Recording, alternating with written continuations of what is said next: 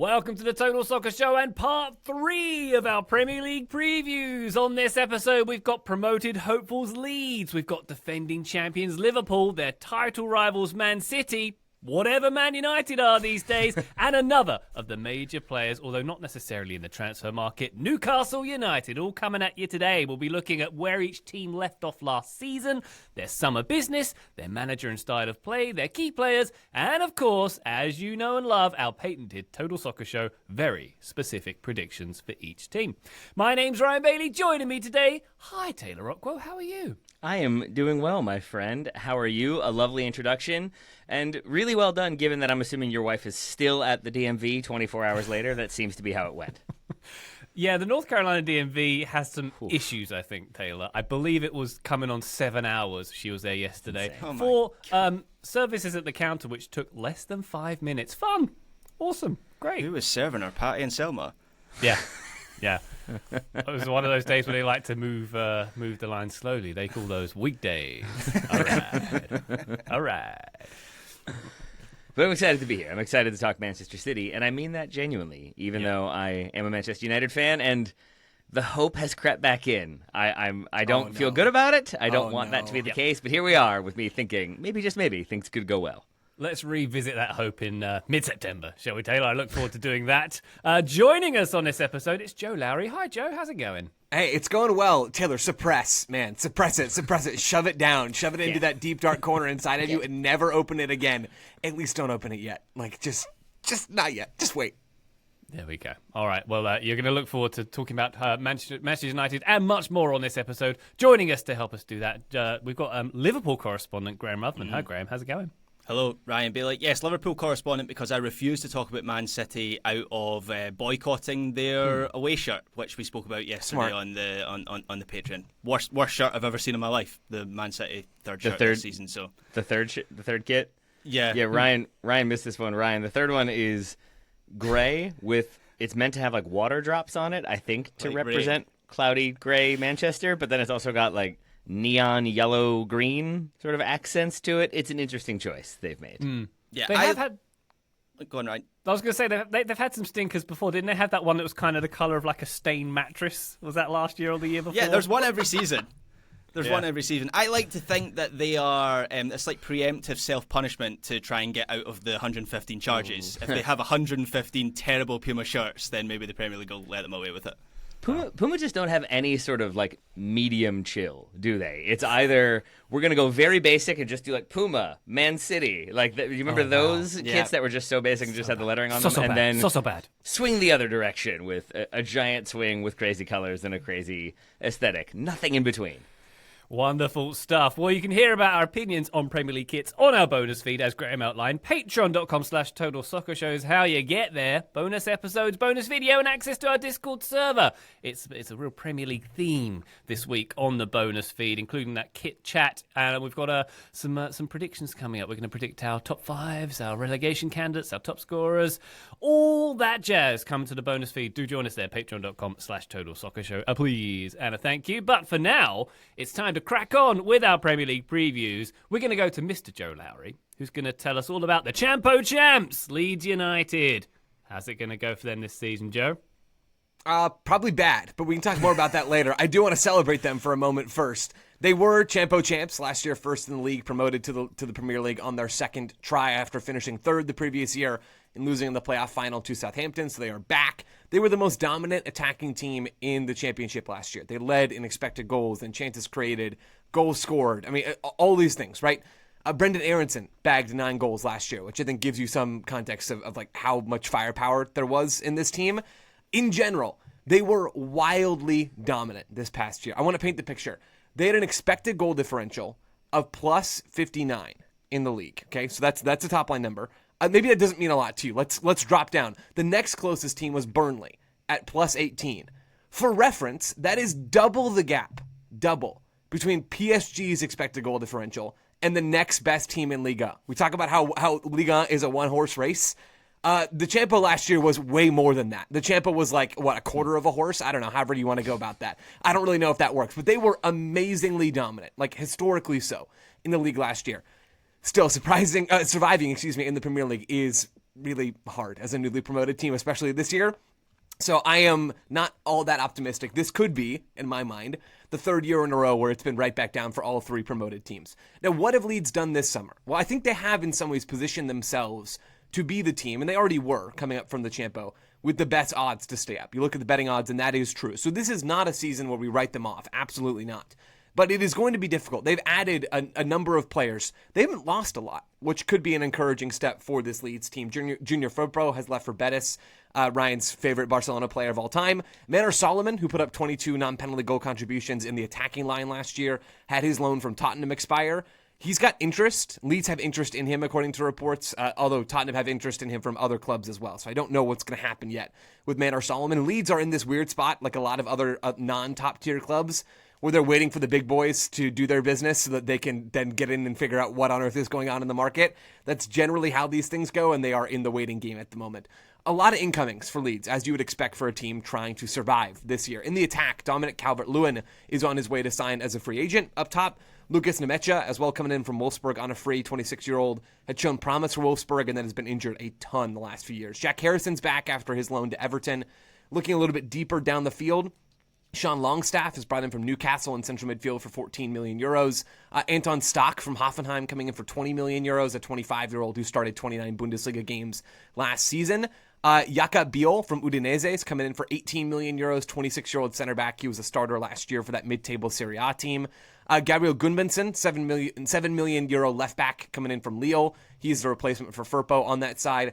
And one of my favorite moves, maybe my favorite move of the bunch, signing Lucas Perry from Lyon.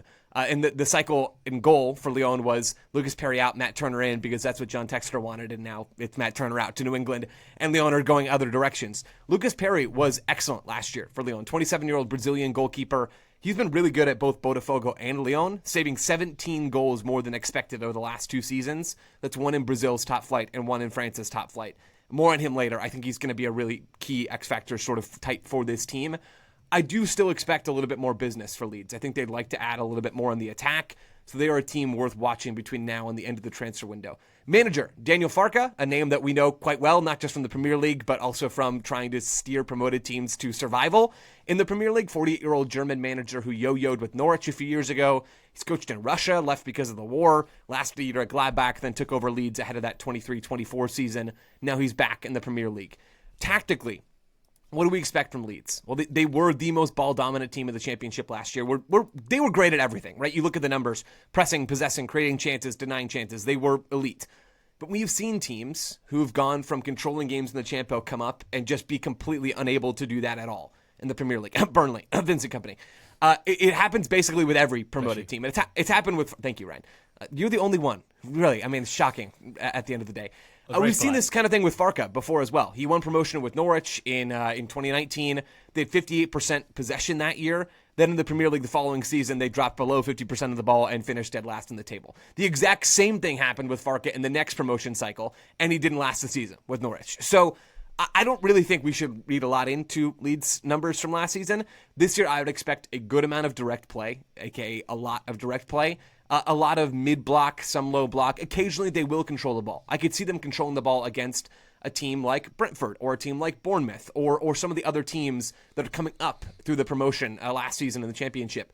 But really, when you think about some of the profiles of the players in their squad, Dan James, Wilfred Gnonto, Brendan Aronson, those guys are effective on the break. Like I don't think you want Brendan Aronson as you're at number 10 or playing a lot of minutes for you in a possession style in the Premier League. I don't think that is anybody's idea really of a great time. So I do think they're going to be far more transitional than they were last year, to the point where we can dump a lot of what last season was out the table, because Farke knows that is not how you survive in the Premier League. He's got experience doing this kind of thing before. Key players. The upgraded spine. I think about Biol at center back next to Joe Rodon. I think about Stock and Longstaff added to that center mid group. Another center mid, while we're on the topic, Ayo Tanaka, 26-year-old Japanese defensive midfielder. He was one of the best ball winners in the championship by many, many metrics last year. He's a player to watch this season. I think could have a real impact on their squad. Whoever can step up in the attack is going to be a key player. Like I don't know who this is. Pirro at striker last year hasn't been mentioned yet. 26-year-old was a reliable 15-plus goal striker in the championship. Can he be something more? Or James, or Gnonto, or Aronson, or Nemecha? Maybe a new signing in there besides Calvert-Lewin. Like, it's not super inspiring to be honest, and maybe the new signing will be that, but the attack needs to show something for them to survive. And then Lucas Perry, goalkeeper, is going to face shots this season, which takes me to my very specific prediction for Leeds United. Lucas Perry will save more goals than expected for the 4th straight top-flight season of his career. He moved to the top flight in the middle of 2022, was good for Botafogo across a few starts, then explodes in 23, was very good last year. If he's great, and he has been great, truly, I think he's a really, really savvy pickup. If he's great, Leeds can survive. If he is not, if he is probably even just good or worse than good, and the attack doesn't explode, I think Leeds are going to be in a tough spot this season. So my VSP is that Lucas Perry will be good, that he will save more goals than expected for the 4th straight top flight season of his career. That will have an outsized impact on Leeds United, who I think are in for a difficult but not impossible Premier League season. Joey, is there anything Leeds could have done in your mind that would make you feel more confident, or are we sort of reached a point in the Premier League where any promoted team is automatically going to have to be head and shoulders above in a certain way to feel like they're going to survive? I mean, yes to that second part. I think that is true, or at least there is a kernel of truth to that. But if Leeds had gone out, and they still might, right? I expect another addition here. If they had gone out and added a really experienced, effective Premier League attacker to this bunch, I would feel different. Like Dominic Calvert-Lewin does not check that box for me. He has not been that kind of player. He's played for a bad Everton team and put up mediocre numbers, which is not an affront to him, right? It's difficult to put up great goal-scoring numbers on bad teams, but he's probably going to be on another bad team this season. So if they've gone out, and maybe it is a getting Manor Solomon done, I'm not even sure if that really fully gets me there, but that is the area, Taylor, that I look at in this team and think, man, they just need more juice. I don't see how they can be the team that they want to be and that Farke wants them to be, where they still have some semblance of control in some games. It would be a third of their games this season. I don't see how that's effective with the personnel they have right now. Would Nico Gonzalez, Joe, who has been linked to Leeds pretty strongly in the last couple of days, would that make you feel any better? I mean, I know you weren't his biggest fan for Juve, but there's levels to this equation here. Would he be an effective player for Leeds? Because I personally think he probably would be. I mean, I think he would be effective relative to a lot of the pieces they have. I'm still not sure if the needle is fully moved for me there. But yeah, you need to add talent if you're Leeds, right? And my honest answer is I don't really know how Nico Gonzalez scales into this team or into the Premier League. My gut says okay, but not great, and that he doesn't move the needle a ton. But that's the kind of move that you need to be making, more of those kinds of moves. It's possible that Leeds don't need a best-in-class attack here. They don't even need a top half or top 2/3 attack to survive.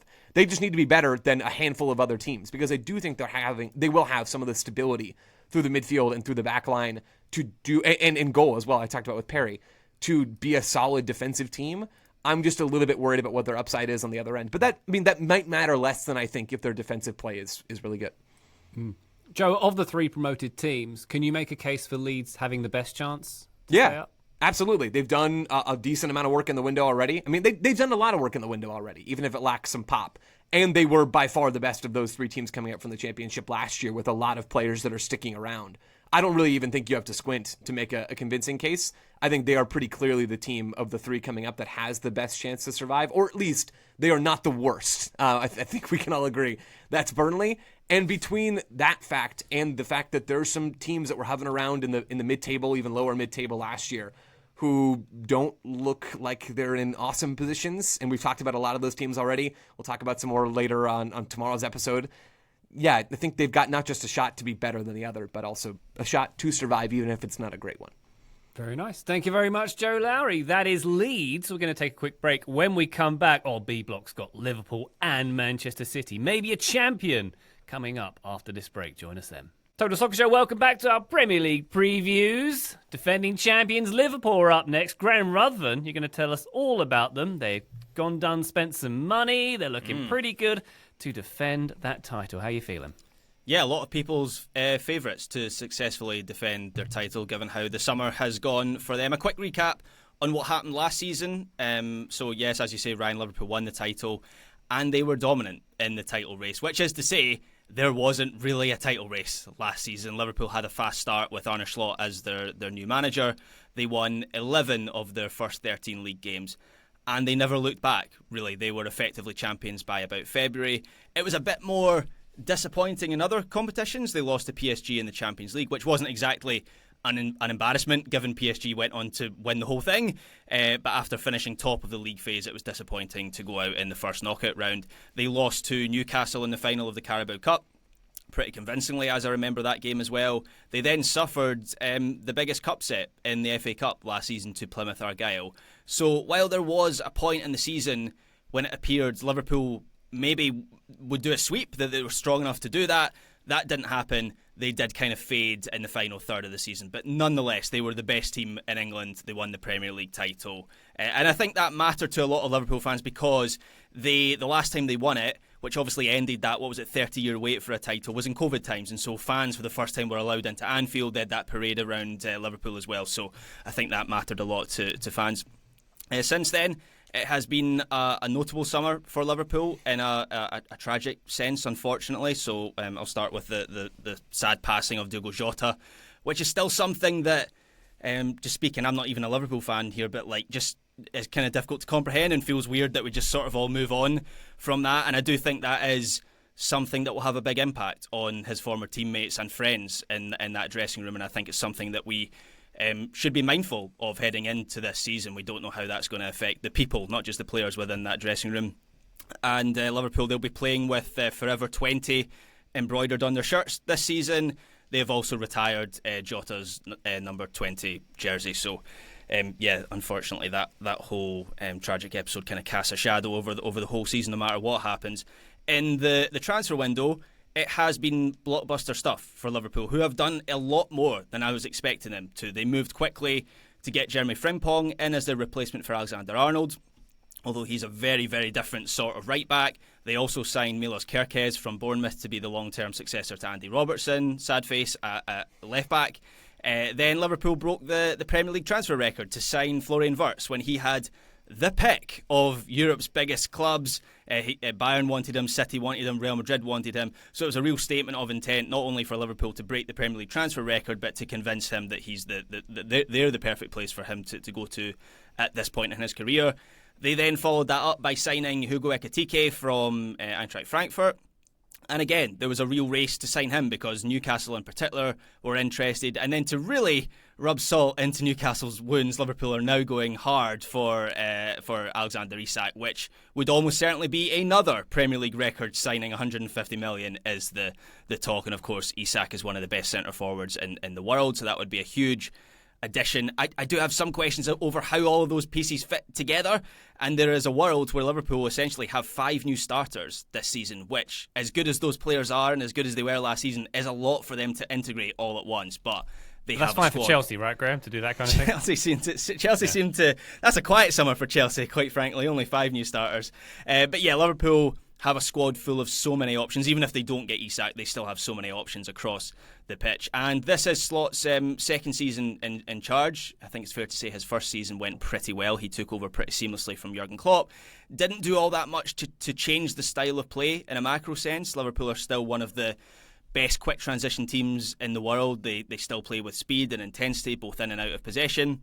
They are also capable of controlling games with the ball, but that is a transition. As much as the big shift towards slot ball was built up last season, that was kind of a transition that had already taken place towards the end of Klopp's time in charge. So it was pretty seamless. It's possible that Slot will make more evolutions this season. He has got some new signings to help him do that, but I wouldn't expect any kind of grand overhaul of Liverpool's style of play this season. One thing that will change how Liverpool play, I think, is Alexander-Arnold leaving, because he was such a source of creativity for them. As I mentioned earlier, Jeremy Frimpong is a very different player. He's more of a sort of vroom-vroom fullback than someone who is going to create with his crossing or his line-breaking passes. So that could change Liverpool's profile as a team and might explain why they went big for Wirtz, because they need to make up that creativity in the aggregate.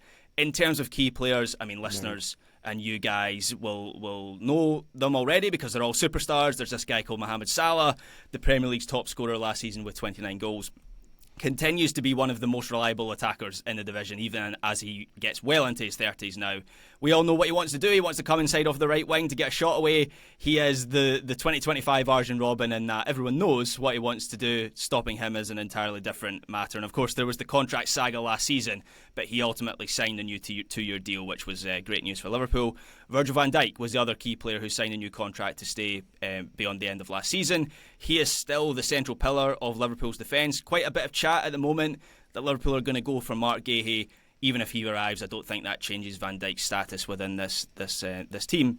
I will say, Van Dijk had a bit of a stinker in the Community Shield when he gave away a penalty and then was at fault for the second Palace goal. So I don't think he is quite, not just based on that performance, by the way, going back to last season, I don't think he's quite the brick wall that he was a few seasons ago, but his reading of the game is still exceptional. He's commanding in the air, and even if you can run at him a bit more these days, he's still an exceptional defender.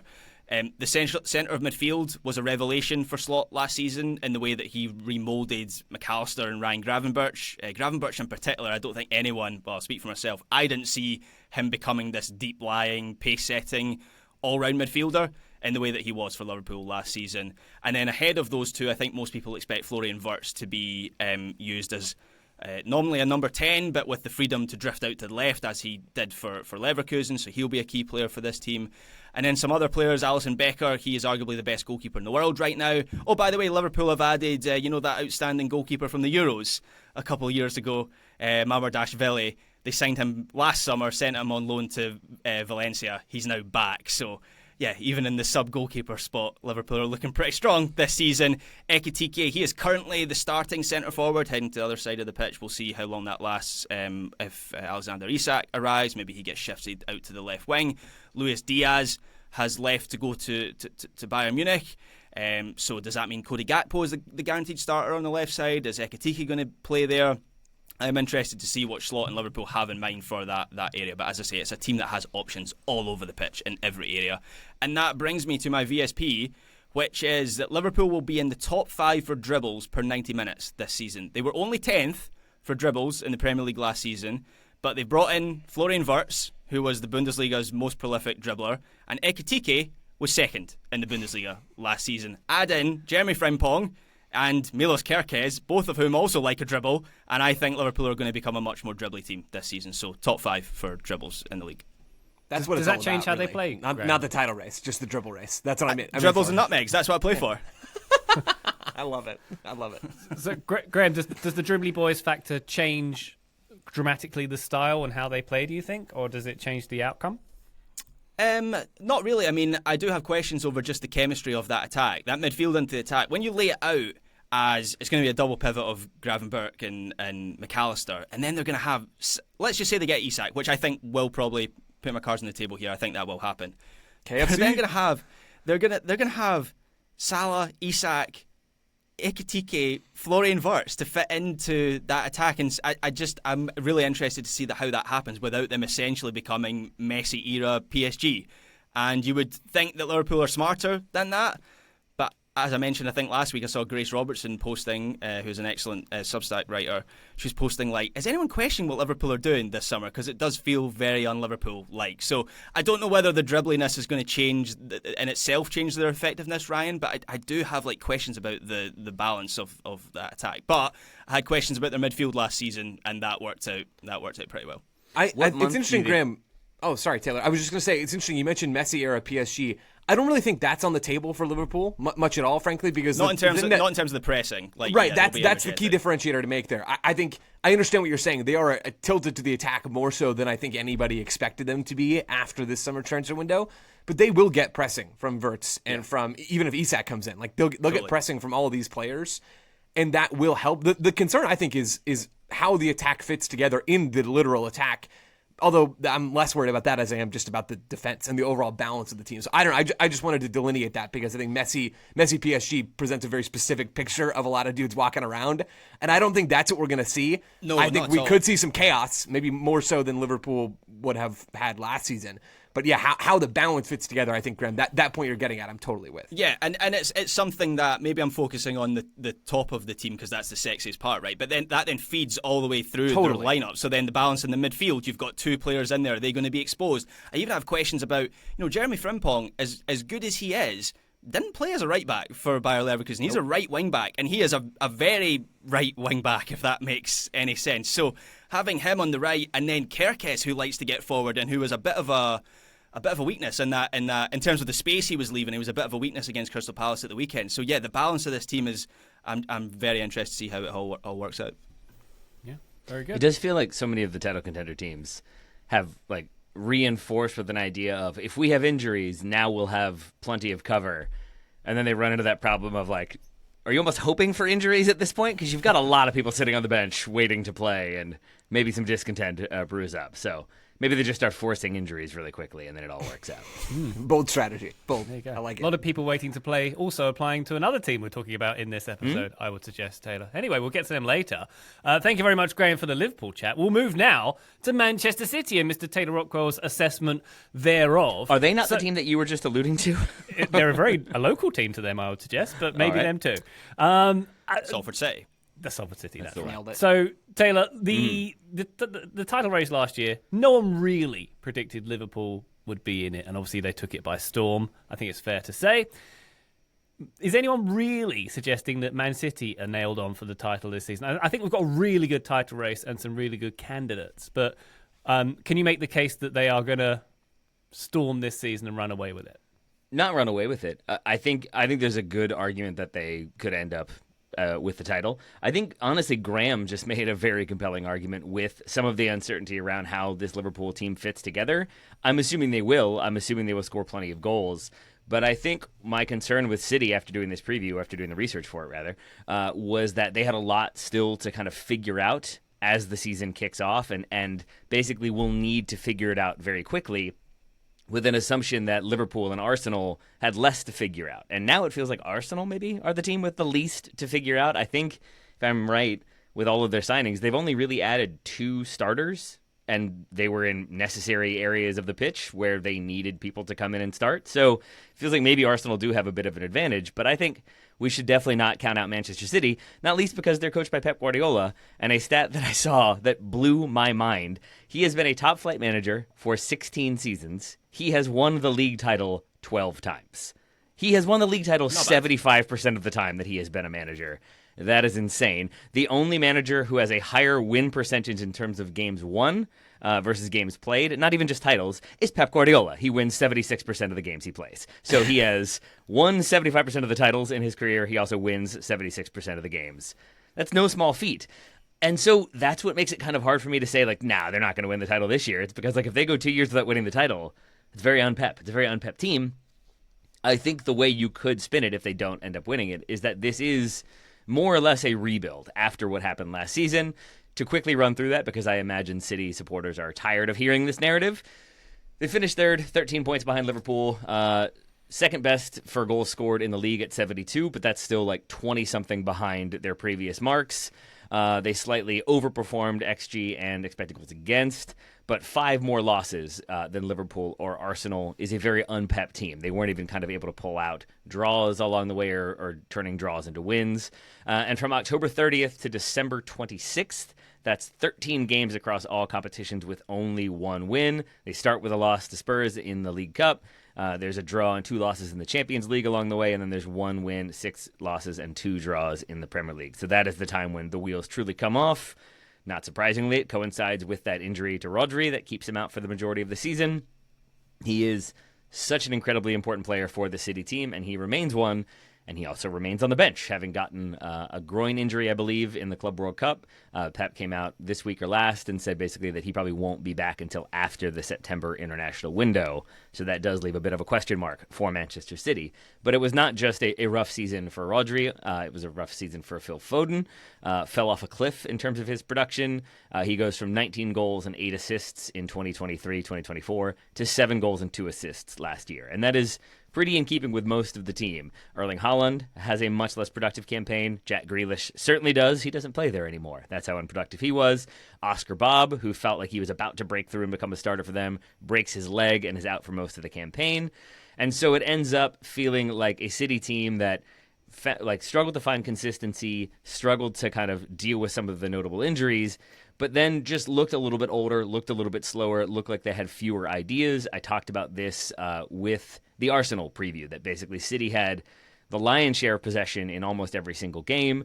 They were still able to create plenty of shots and plenty of opportunities, but just weren't able to create as many as quickly and as efficiently or effectively. And so there has been an idea, similar to Arsenal, that they need more direct play, more direct running, more 1v1 take-ons, more individual creativity, which is not something that we've always seen Pep Guardiola prioritize in his career. So we'll see how that works out for him. That they've gotten rid, or let go, I should say, of Kevin De Bruyne. He's gone on a free. Kyle Walker was either sold or left on a free. I'm still kind of confused about that. Banished, I think is the word. That's to the better one. Well, they just told him, you play elsewhere now, and dumb Kyle Walker walked away. Grealish loaned out. Jan Kotu sold to Dortmund. None of, it doesn't feel like any of those are going to be particularly impactful, especially when you look at who they have brought in.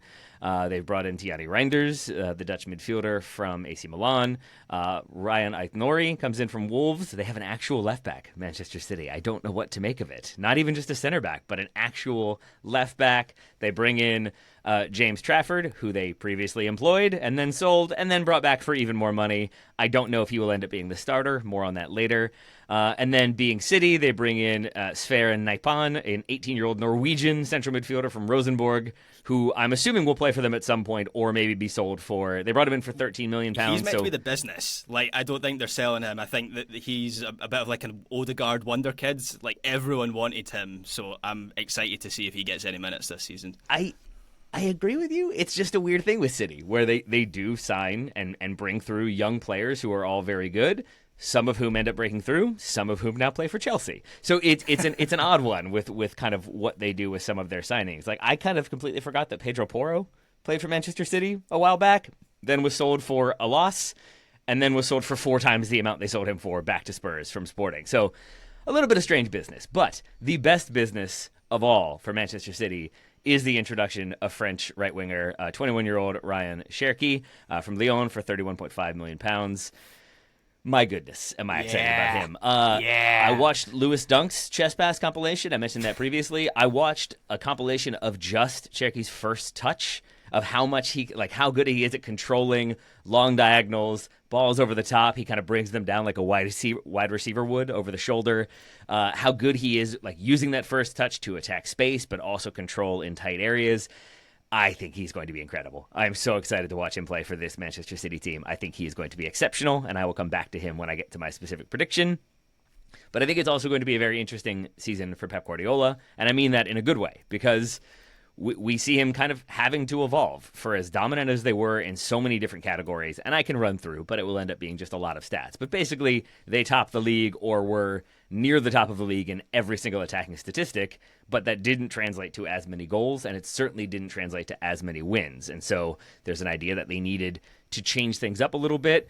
He brings in, Guardiola, Pep Linders, which is Jurgen Klopp's number 2 for a good long while. And that's an idea that maybe he wants to kind of get some different looks, get some different ideas. Against Palermo in their most recent friendly, there's much more direct play. There's much more direct balls into the channels for Jeremy Doku and Savinho to run onto and try to attack in space. Obviously, Erling Haaland is still there and can attack space pretty effectively. But there is still an idea that we don't know what this campaign is going to be, because are they going to have Ederson in goal? Is it going to be James Trafford? Is it going to be Gigi Donnarumma? I don't know. Is Savinho still going to be playing there? Or is Rodrigo coming in? There's just is Rico Lewis leaving for Nottingham Forest? That's another offer they've had that they rejected. All of those, they say, we're not interested in selling any of these players. No one is leaving.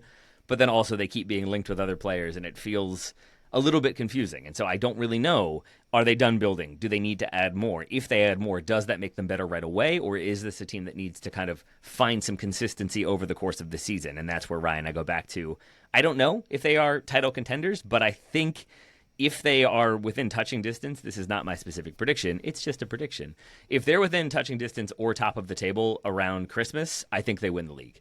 But I think it's, if they basically are able to use the first half of the season to get everybody together, find some consistency, find some different looks, and they're still within 3 points or 4 points or top of the table, I think they are very capable of putting together another one of those like 10-win runs in the Premier League where nobody can kind of catch them with that level of ability and attack that they do have. There is also the idea that there are still 115 charges pending against them that could lead to a massive points deduction. Probably won't. Feels like it will lead to a massive slap on the wrist, or two. Maybe they'll get a double secret slap on the wrist, plus an overt public slap on the wrist, plus an aggressive finger wag, and then we'll go on with our business. But it's worth noting, I think it kind of keeps getting lost in the shuffle that there's still all of these many, many charges, and we don't know what will happen there. We assume it will end up being a lot of lawyers and a lot of legal fees and a lot more time spent trying to figure things out. In the meantime, City still have plenty of very good players, including Rodri. I mentioned him. He'll be back from that groin injury in September. In his absence in that friendly against Palermo, it was Nico Gonzalez, who still plays there for now. We'll see if he ends up at Leeds, or Nico O'Reilly in the double pivot. They have so many central midfielders at this point now. There's Gonzalez, Nico O'Reilly, Ryan Cherokee, more of an attacking midfielder, obviously. Kovacic, Reinders, Bernardo Silva, Gundogan, Rodri. They have plenty of depth. They feel like another team that has maybe too much depth, but with some of the injuries, maybe it'll all be fine. John Stones, still there, still the critical leader, still a veteran for this team. Injuries meant he only played 11 games last year, only about 500 minutes, but I think his return goes a long way towards giving them defensive consistency, but also a bit more attacking stability and threat. And then there's Phil Foden, who I mentioned, had a very poor year by his standard, and I think this is a year where he can kind of rise to the occasion and prove that this is his team, that he is the guy. I think it's really interesting to note, reading more about him, that he was kind of as open as a player is going to be, I think, about the kind of mental health struggles that he dealt with last year. He didn't go into specifics, but he talked about how it was a season in which he learned that, you know, like there are many things much bigger than football in his personal life that like needed dealing with, and I think maybe not a distraction necessarily, because we're talking about him having 3 children at the age of 25 with his long-term partner. He's got a 6-year-old, a 4-year-old, and a 1-year-old. And I imagine that when things are going poorly for your at club level, it just makes life a little bit harder. When things are humming and you're top of the table and you're in the Champions League, you come home, you're probably a little bit happier. And I just think it's a really interesting window into that these guys are players, that these guys are people, rather. They're players, but they're also fundamentally people, and we forget that sometimes. And Phil Foden goes home to his partner and his 3 kids and has to deal with that, and then has to deal with all of the pressure of England and the expectations of a country and the club. And so I find myself at the end of this, like, rooting for him pretty strongly to have a bounce back season and to be really good, and to just kind of rediscover that form and become a key player for the City team. I absolutely think he can. And so my very specific prediction is that I'm excited about Ryan Cherokee. I think he's going to bring so much variety and versatility to this attack. I'm excited for Phil Foden as a human to rediscover his form and be very good.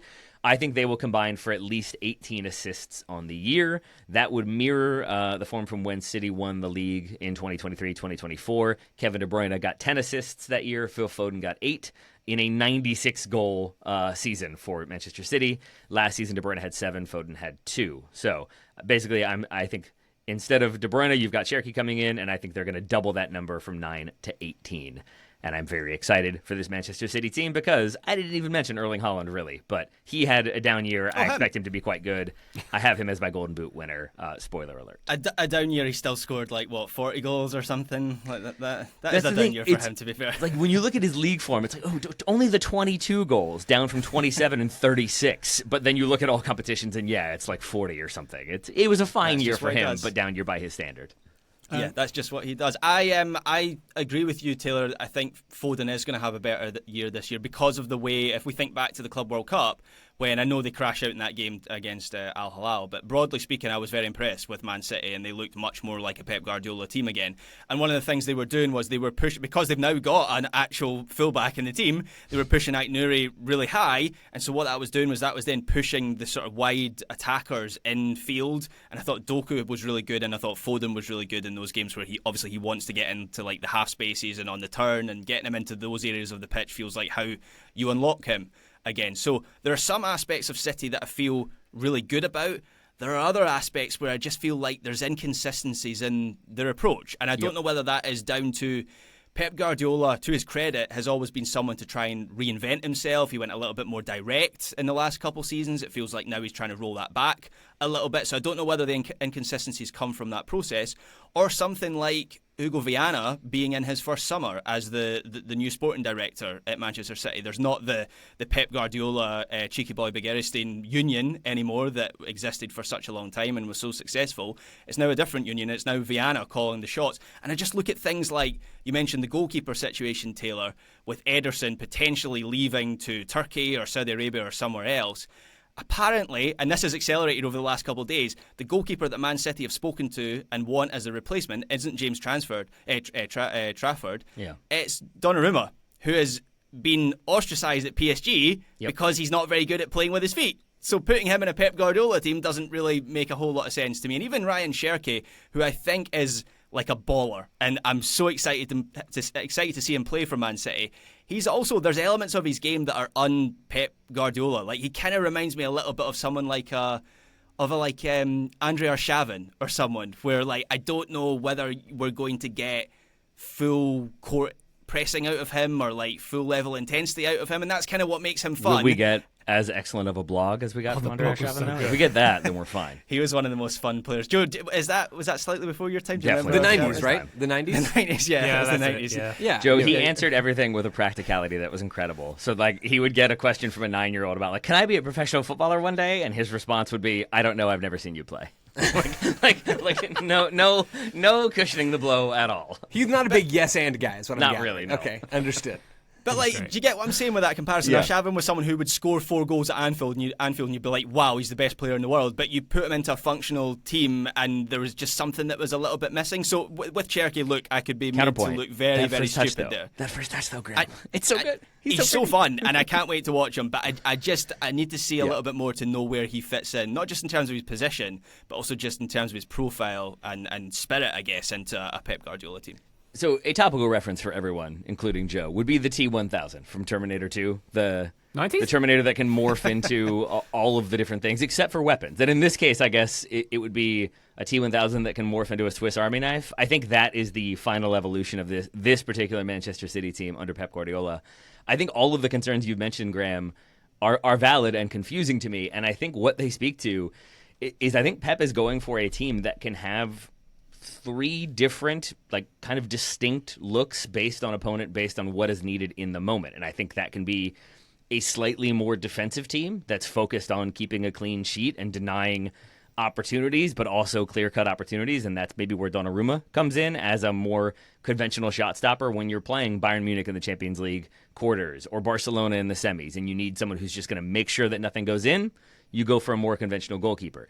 If you're playing a team that is going to be a little bit stretched, maybe you want a more direct approach, and that's where we've seen some of that directness even emphasized, I would say, where there is kind of attacks into the channels and attacks down the wings with multiple wide attackers trying to get involved. But then I suspect against the bunkered teams, we're going to have more individual creativity, still with an emphasis on controlling the game through possession. But I think that is what I mean when I say that if he can get this team to have all of those sort of looks almost automatically. Every team aspires to have different looks for different occasions.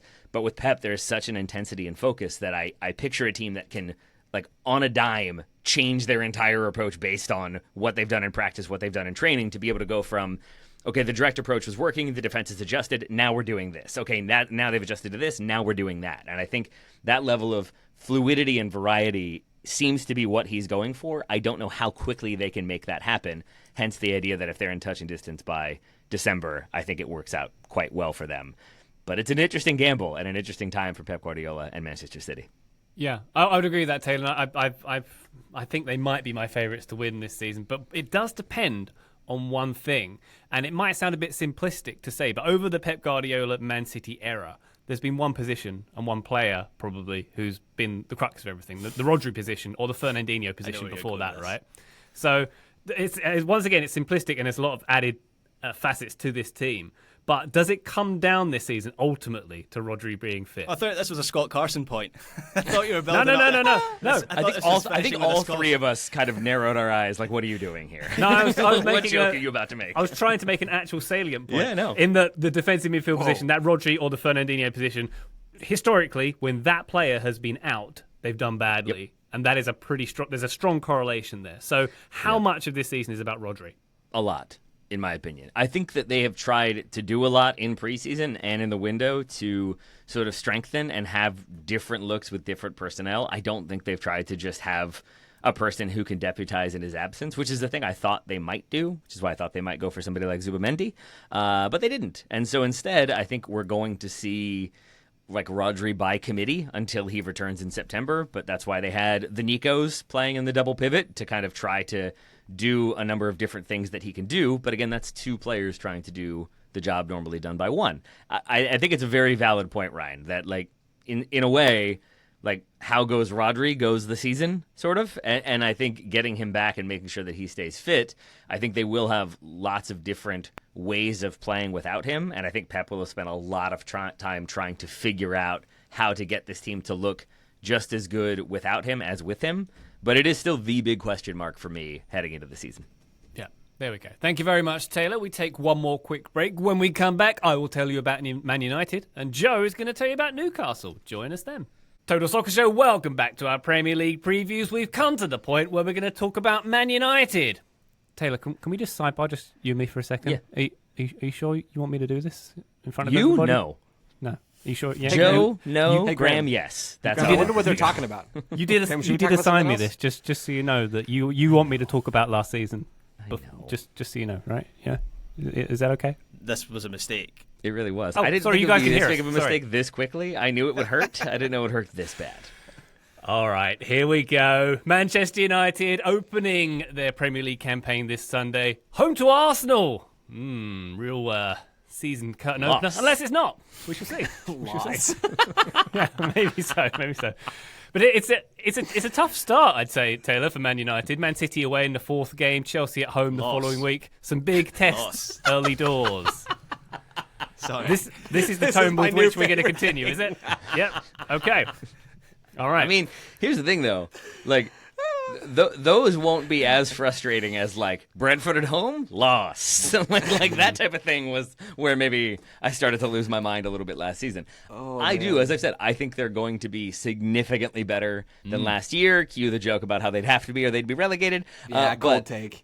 I think they are going to be better, and I think they are going to be, if nothing else, a more fun, complete team that does bring some results. I said on the Arsenal preview, I expect that opener to be much more competitive and much more kind of fiery back and forth than maybe it would have been in years past, where it's like United holding on for dear life and Arsenal winning like 2-0 or 1-0, but it's kind of a dull affair. I think that one's going to be like 3-2, 4-3. I think it's going to be wild. That's what I'm hoping for. I mean, I expect my kids to do their homework, but they're on Roblox. So here you go, Taylor. Not all these things. Yes, work but you're out. not Ruben Amorim. You're just a negligent father. Okay. On that note, What's up? Let's do it. the truth hurts. You're the Eric Ten Hag of the scenarios, I guess what I'm getting at. Speaking thereof, let's go back to last season and its greatest hit, shall we, Taylor? Taylor hopes they had their nadir last season, and Taylor hopes, as outlined, that things can only get better. 15th last season under Eric Ten Hag, those glorious few matches under Ruud van Nistelrooy as well, and then that November entrance for Ruben Amorim, of course, taking the job earlier than he wanted to, going on record with that in his fairly not transparent manner. The season widely regarded as one of the worst in the club's modern history, lowest league position since 1990. Oh, the 90s. 42 points. Fewest points in a top flight season since 1974 when they were relegated. They scored less league goals than West Ham, Tottenham, Wolves, Palace and everyone in the top 10. Only won 7 home games at Old Trafford. Used to be a fortress. Went to the Europa League final, of course, but lost to a Tottenham side who are also having a historically modern bad season as well. And they failed to qualify for Europe for the first time in 11 years. So this season, we've got a silver lining, of course. No European competition to distract Manchester United. Probably only a game a week most of the time. That's a good thing. Lots more time on the training ground. A lot less travel, a lot less minutes on the field for that squad. But as a result of all that, and as a result of last season, no one really knows what this team's going to do this year. I think we're going to learn a lot in the opening sort of 3 or 4 games, as we've outlined already. But as Taylor notes, they have made a lot of improvements over the summer, particularly the overhaul of the front line, the big signings, Mateus Cunha, of course, coming in from Wolves, Brian Mbeumo from Brentford, and Benjamin Šeško from RB Leipzig for 74 million. All of those combined, one would hope, would get Man United above the 44 goals that they scored last season. Better. Honestly, it better. It better, because it was 200 million worth of enforcements they've got there. 45 it is. In all competitions. Carlos Baleba is potentially coming in as a defensive midfielder. We don't know what that one's going to do. It looks like it could be 9 figures required to get him at this point. But I will say, on a positive, the spine of the team is looking pretty good, particularly if we've mentioned Donnarumma in this episode. He's linked with Man United as we record as well. So if you get, say, him at the back over Onana, I'm not sure how that's going to go. And then you've got sort of like, Lenny Euro, Kobe Mainu, if Kobe Mainu plays, Bruno, Šeško. It's a pretty solid spine that Man United are building of their team, I would say. But that said, I sort of referred to it earlier, a decent amount of players on the wage bill that Man United probably don't want to be on their wage bill. Garnacho, Anthony. But they don't have like some sort of clever name for them all because there's so many of them training by themselves, do they? Oh, they do. They do. Oh? Yeah. Oh, yeah? Would you like to tell us? Is it the superstars? Is it the high flyers? Something like that. The good boys. Is it the full of potential? Yeah, it's the guys we're glad to be paying. Your Garnachos, your Anthony's, your Sanchos. Still cashing in those checks. Outgoing players. Obviously, Marcus Rashford now on loan at Barcelona. We're hearing that Rasmus Højlund might be getting a move to Serie A. We'll see how that one goes. And of course, a lot of outward employees heading out from the backroom staff, your canteen workers, your groundsmen, all that kind of stuff. Because somebody's got to pay Casemiro's $350,000 a week, right? So why not? Yeah, get rid well, of the kitchen tea staff lady? were all on £150,000 a week. It was gratuitous. Yeah. So obviously, some interesting vibes from the fans over the summer. A lot of fans have had some ticket price increases at Old Trafford, and some have been forced from the seats they've had for decades. All super good PR stuff that's happening there. Christian Eriksen, Lindelof, and Johnny Evans have all departed. I think there's a stat, I don't have it down here, but it's something like with Johnny Evans' departure, this is the first time since 1974 that it hasn't been a Ferguson player in the Man United squad, which is a wild stat. That's wild. A long time ago. There we go. So let's head to this season. Ruben Amorim, his first full season, obviously arrived in very difficult circumstances last season. He was Man United were 13th when he took over. So they technically got worse, and you could technically argue there's many ways they took a step back from the Ten Hag era. Certainly Amorim wasn't super flexible, but he gets a pass. He gets a pass for last season. This season, pretty much full backing in the transfer market. He owns this now. He owns this team, right? So this is all on Ruben Amorim going forward from this point. One would hope he is shaping his squad in his vision, in his 3-4-3, in his back three system, which maybe he didn't have the components for last season. One would hope maybe he's changed that around. In pre-season, I think we've seen a 3-5-2 shape in attack and defending in a 5-3-2. I don't know. If things don't start well, it doesn't feel like he's going to have the flexibility to change things up too much. But who knows? Who knows? Maybe Man United stick to him through thick and thin, Taylor, and support him financially even more so, rather than just binning him off like everyone else. I know this sounds like it is just setting you up for a joke here, but the primary reason why there's an assumption it won't work or why it would go poorly is simply that because that's how it's been for Manchester United, right? Because I think if you put this team in a vacuum and you gave them a different name and then you kind of looked at them, I do think that there is plenty of reason for optimism and reason to believe that they can be a strong team in the Premier League. Not a title contender, certainly, but I think there is enough about this team and enough about them stylistically and with Amorim at the helm, an Amorim that maybe has got buy-in now. I think there's reason for belief, and I think there's a lot of problem players that aren't involved as much anymore, put it that way. Belief, Taylor, legitimate question, not at all trying to needle here. Belief in what? Where do you think, if you strip away all the baggage and all the jokes, belief to finish where when you look at this squad? 5th. Which would be Champions League qualification. I think there's a decent, with the summer that Newcastle have had, and then I personally think that Spurs still have work to do. So I think there's other teams certainly that are have very good teams and have done very good builds. I think that's probably, if I'm Manchester United, what I am targeting is getting back to Champions League at a minimum, maybe. Yeah. I think, I've said this before, I'll say it again. I think a huge part of this has just been the rot that starts with the Glazers and what the Glazers allowed to happen and fester, basically. And I think that is that bomb squad that Ryan was alluding to previously. I think there are players that just don't care and didn't really want to do what was asked of them and wanted to play the way they wanted to play.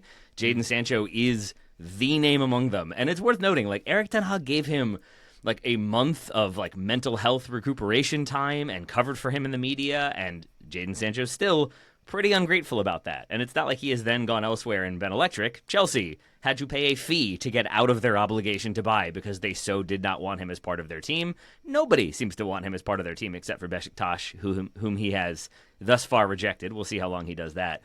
But I just feel like that's been the biggest thing, is there are players at this club that thought they were bigger than the team, their personality was bigger, and I think that just kind of festered and set in. And if you're a youngster coming through and you see players not trying but still starting, it has to affect morale. It has to affect your feeling that, like, none of this matters. It doesn't matter what I do. Marcus Rashford's still going to start. Jadon Sancho's still going to get an opportunity. Even Garnacho, I think, the way the kind of season played out. And so I think that is a big part of it, is just that you get rid of some of those personalities. My hope is that this is a team that are fully bought into Amorim's style and belief and approach and like are willing to run for him, willing to work for him, willing to execute. And you see a much better team that is back in Europe next season. Yeah, I think the rot is really key, Taylor. And I think Man United are a case study in modern soccer for me of you can be outrageously well-resourced but not successful if you don't have the right philosophy and you don't have the right leadership. And I've banged this drum time and time again on this podcast in that everything starts at the top. If you work at a company and you don't think much of the person at the very top of the company, it's going to affect the way you do your job, right? And we can laugh all we want at what Chelsea are doing, and it looks ridiculous. They've got a plan. They've got a philosophy. Everyone knows what direction they're headed in. What direction are Man United headed in? What plan have they had since Alex Ferguson retired? They've zigzagged so much. They've had different squads built for different people. They don't have a central philosophy. They don't have a central leadership core at the very top. I'm talking above the manager in the front office. That's something that Man City have had for years before they got Pep Guardiola in. All thumbs up on the Riverside there. That is something that most top clubs have, like a real structure and philosophy and everything coming down from the top. Man United don't have that. And I honestly believe until they have that, until they have a proper structure and philosophy, it doesn't matter what coach they have and it doesn't matter what players they have. That's my firm belief. Right. Yeah, and you're echoing a lot of what Marcus Rashford is saying today in the interview. I don't know if anyone has seen that. It's really, really interesting. Now, maybe the messenger, Taylor, isn't the messenger that you would like for that particular message, but I mean, go and watch that Marcus Rashford interview. It's really, really interesting. We reference it all the time. It's the Tim Robertson, like, who could have done this? I saw someone respond to him talk about like the lack of identity and effort and intensity with, that clip of him pressing, quote unquote, is it against Brentford or someone, where a player literally runs round him with the ball at walking pace. But that's what he was saying, and he's been on the inside at that club. Yeah. There you go. So that's my overriding thought is Man United still don't know what they are, and we don't know what they are, and that is their biggest problem, frankly. And it comes from the very top. But anyway, I think it's safe to say, Taylor, that they are going to improve this season. They do have more better players and better components, and Amorim. I mean, they will. They will, for sure. Yeah, they will. They will. They can't not, exactly. So the key players, obviously, the front three, Cunha, Sesko and Mbeumo. Cunha feels like very much an Amorim signing to me, sort of a classic Man United signing, I would argue as well, from back in the day, sort of hopefully some kind of free-roaming number 10 role he's going to have there. Cunha and Mbeumo in those sort of deep-lying forward positions, I think could cause Premier League defences a lot of issues this year, and, creating a space for the wing-backs to fly up and overlap and bomb forward, excuse me. I think that could be very good for them indeed. I think there's quite a few key players I wanted to highlight who, as sort of by means of being positive about this team. Patrick Dorgu, I think many fans and pundits, I think he is probably the key to the success in this Amorim setup, given the importance of the wing-back position. I think Diallo likely will be very important on the other flank as well. An up-and-comer, Chido Obi, 17-year-old Danish forward brought in from Arsenal youth last season, scored a wild amount of goals at youth level. He scored in the post-season Hong Kong friendly, but that was super necessary back in May. He might get a shout going forward. He might be put out on loan. He might have been put out on loan by the time this episode goes out, but he might be a name to look for as well, Obi, going forward. And there's a couple of interesting cases. Kobe Mainu, a lot of injuries obviously last season. The perception that Amorim didn't really see him fitting into the team. but he plays in a really important position in the team, and he's really good. So I don't know whether it's him or Ugarte or whether there's a few, in the middle of the field for Man United. It'll be interesting to see how the starting 11 shapes up there. And one player I'm looking forward to seeing more of, and I think will be really important, Lenny Yoro at the back as well in the heart defence. Do you know who he's named after, by the way? Have we covered this before? I'm going to assume Lenny Kravitz. You assume correctly. I was going to say Lenny from The Simpsons. I was going to say someone named Yoro. Lenny from The Simpsons would be better. But he's named after Lenny Kravitz? He legitimately is named because his mother loves Lenny Kravitz. A big scarf. He loved leather pants, is what she loved. Did his mother. Yeah. But Lenny, plays to the whistle because he knows it ain't over till it's over. That's what we say about him. Anywho, my very specific prediction about Manchester United this season. Obviously, last season they struggled to score goals, 44 goals, in case we haven't covered that several times already. They have found the solution this season. That is not to even go near the opposing line of defence. It's just to score loads of goals from distance instead. I think that's what Manchester United are going to do. Manchester United will score more goals from outside the box than any other Premier League team, and I think they'll do so by some distance. So last season, the top two Premier League players for scoring outside the box in all competitions, Bruno and Matheus Cunha. Yep. Benjamin Šeško, the big lad, 41 shots from outside the box since the start of 23-24 in all competitions, according to Opta. Loves to have a poke. Bryan Mbeumo, not necessarily one of his strengths he's known for, but he scored, I think, 2 from the outside the box last season as well. I think Man United are going to score loads from outside the box. I think you're going to get some goal of the month contenders. They might not be, top of the table, but what I think is going to be a defining part of this team is I think they're going to be quite entertaining. I think they're going to be fun to watch. I think we're going to get some good goals. And entertaining whether they are terrible or whether they're great. Either way, on either side of the spectrum, I'm looking forward to seeing this Manchester United side this season. Can they score 45 goals from outside the box? Because those things, vibes are great, but I don't know if I want a team full of players who are taking shots from outside the box rather than actually creating opportunities. Actually, yeah, as a non-Man United fan, I do Graham, want you that. big Exactly. nerd. You big XG nerd. Calm down. The thing with Manchester United, look, I've by accident watched quite a bit of their pre-season games because Sky put them on all the time because they get big viewership. There's been a lot to like about Manchester United. There has been encouragement. He tripped and fell into the pre-season game, Taylor. It was a mistake. If there's a game on a Saturday night on Sky Sports 1 at 10 o'clock, I'm going to watch it by accident. I've caught a few games like that. But I know what you mean. It's just like, you make it sound like you went to watch The Studio, and then it was like, haha, you've been fooled. You thought it was Seth Rogen. It's Matheus Cunha. Well, Manchester United did trick me into watching them a lot last season. But there's been a lot to like about their pre-season performances. I think Amron has put a big focus, and look, this isn't the first time we go over old ground with Manchester United. This isn't the first time I've heard this coming into a new season, but they do look fitter. They look like more physical.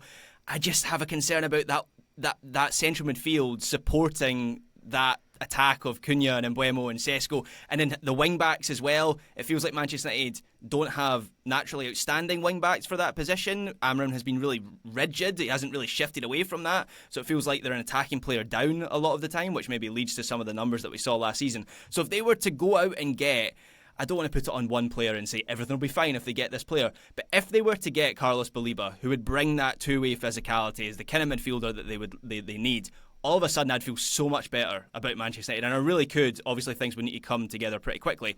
I really could see them finishing 5th or 6th this season until they get that physicality in midfield. Keep in mind, it looks like Bruno Fernandes is going to have to play as an 8 in this team if Mbeumo and Cunha are as the dual number 10s. Don't feel great about that if they don't have that physicality alongside him.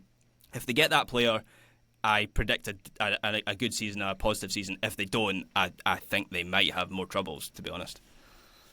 Isn't the idea, though, that like they struggled to break down teams, that teams understood that they weren't getting enough kind of attackers forward and attacking involvement, so that now you basically have 2 advanced ahead of Bruno. Bruno can then kind of dictate play and arrive late, and then you have the back 3 that can kind of shut up shop in transition. Isn't that the idea, that you don't necessarily need that midfield player against certain opponents? I mean, certainly against certain opponents. Both of those things are true, where Bruno Fernandes solves problems and creates problems because of the personnel around him. They were a bottom half team in expected goals and expected goals allowed. So they need improvement on both sides. So yeah, whatever option you go with, there will be challenges that you can't fix with that option. Bruno to center back it is. Yeah. Solved it.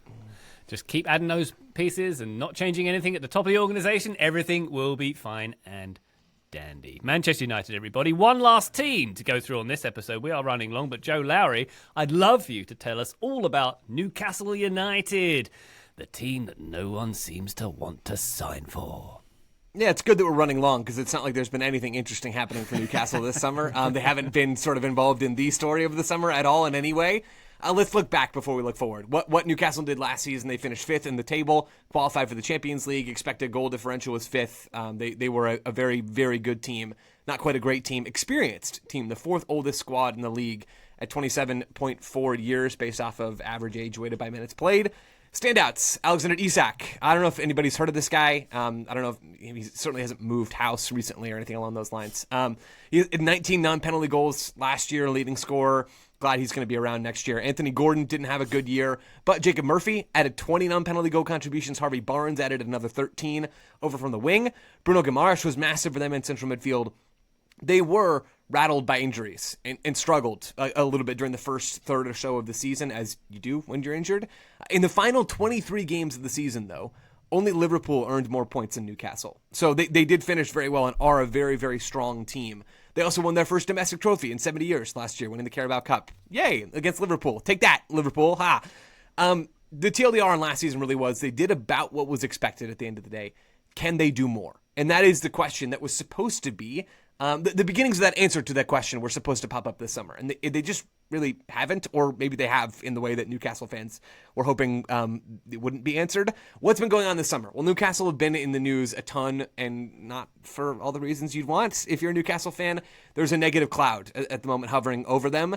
Let's start with some of the things that have happened. Outgoings, Lloyd Kelly to Juventus for 17 million euros. Sean Longstaff to Leeds, mentioned that earlier. Callum Wilson's off to West Ham. Martin Dubravka, who started 10 games last year, is off to Burnley. And then the elephant in the room is Alexander Isak, who we've talked about a bunch. And frankly, I don't really feel the need to do a whole bunch more out of this, but the reports are that he's moved out of his home in Newcastle, which is awesome. Just for the drama, not for Newcastle. Liverpool have bid £110 million. Newcastle want 150. Seems likely they'll meet somewhere in the middle, but who knows? Maybe Alexander Isak plays another season for Newcastle and moves next summer. That is not off the table. I don't want to make it sound like it is. But it does not seem to me like that is the most likely outcome here, and I don't even work at KFC. So, in terms of incomings, winger Anthony Elanga is in from Nottingham Forest for 61 million euros. That's a lot of dough.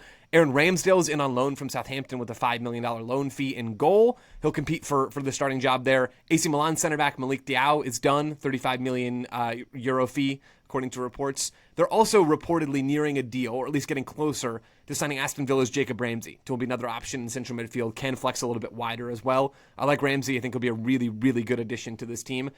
They're reportedly interested in Brentford's Johan Vissa. And then there's all this just attacking stuff that is a huge question mark. They've come up short, and this is the negative cloud. It's that they really haven't done as much stuff as Newcastle fans thought they would ahead of a European season. They've come up short in so many deals. They didn't get Šeško, they didn't get Ekitike, they didn't get Delap, they didn't get João Pedro.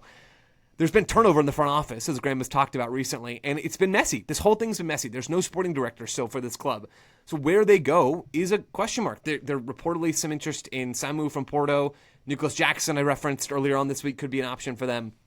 But really, yes, they've gotten another body in at center back. Yes, they've added Elanga. Yes, they've added Ramsdale in goal.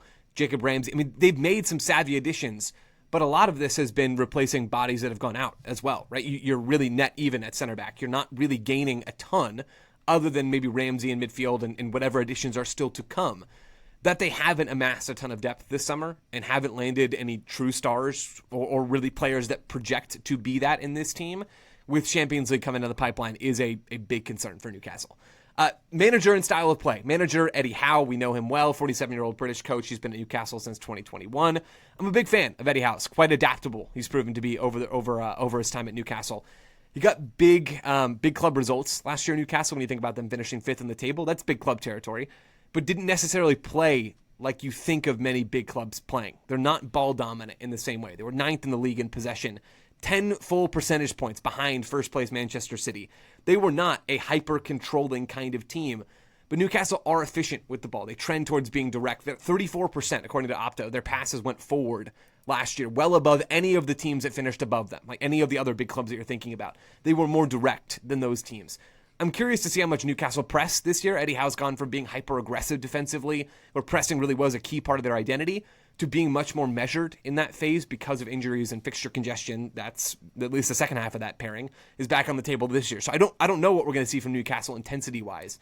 Formation-wise, we've seen a 4-3-3 and some 3-4-3 as well. I would imagine we'll see quite a bit of 4-3-3, but some of both this year.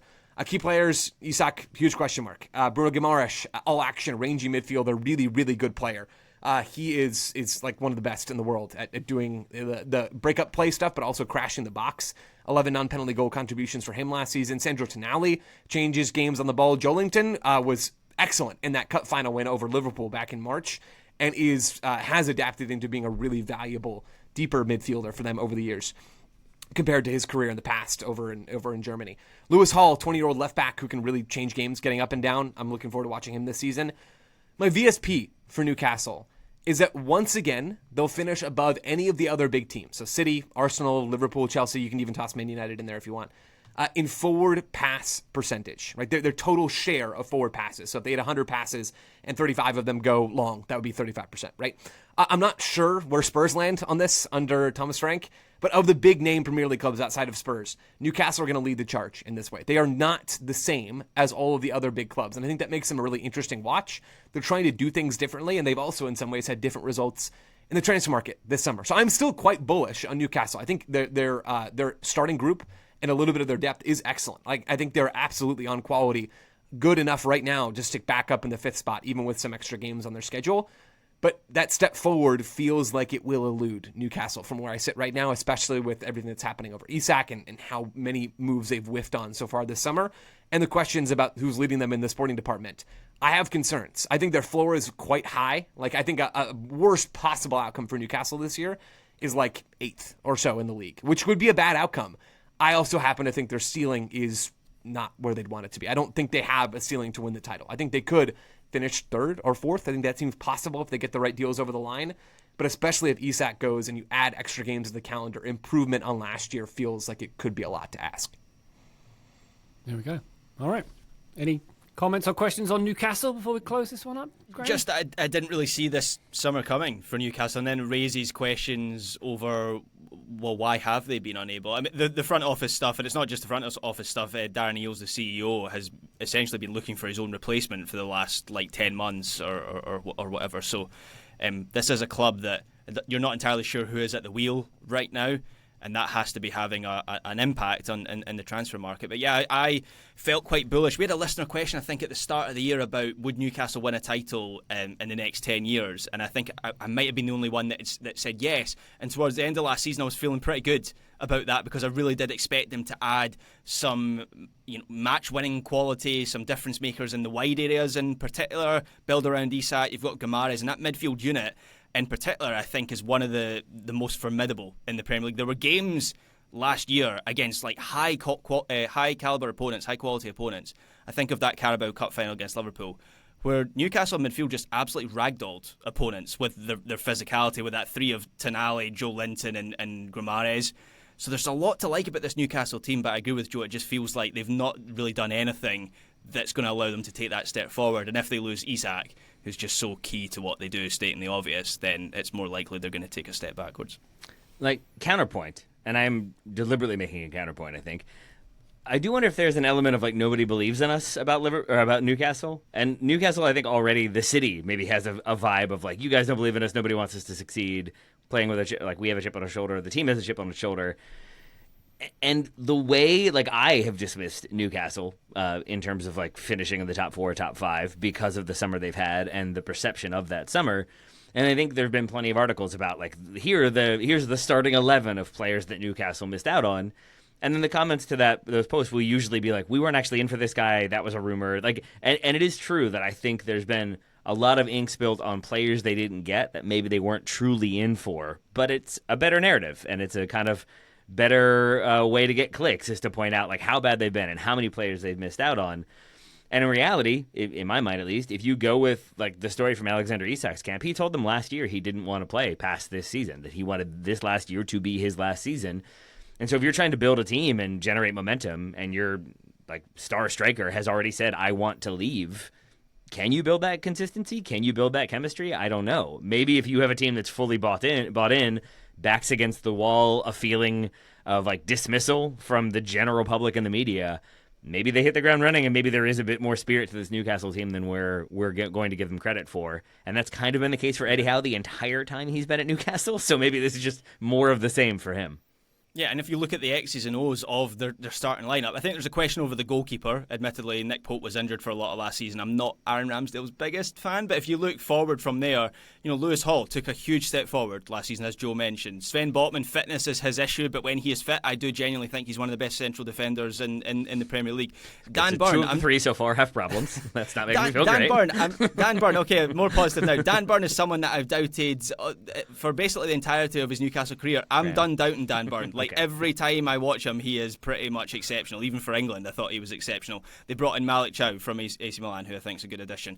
Livramento took a big step forward last season as well. That midfield three I mentioned, Tonali, Joelinton, Guimaraes, one of the best midfields in the Premier League. Anthony Gordon, quality. Jacob Murphy took a huge step forward last season. Not sure if he can sustain it, but if he can, absolute quality as well. So if they were to go out and use some of the ESAC money for someone like Samu, Agahawa or Omorion, I'm not entirely sure. We'll just call him Samu. He seems to go by 2 different names. But you know who I'm talking about, the young Porto striker. If they bring him in, then all of a sudden the picture is looking still relatively bright for this team. They've still got a good amount of talent in that team. Good stuff. All right. Thank you very much, Joe, for your Newcastle assessments. And thank you to everybody for listening to part 3 of our Premier League previews. Part 4 coming to the feed on Thursday, in which we'll round things off with Nottingham Forest, Sunderland, Tottenham, West Ham, and Wolves. But for now, Taylor Rockwell, thank you very much indeed for your contributions. My pleasure, my friend, and you only hurt my spirit somewhat with your Manchester United preview. Thank you for that. I think you got me back karma-wise with the neglectful father comment, but hey...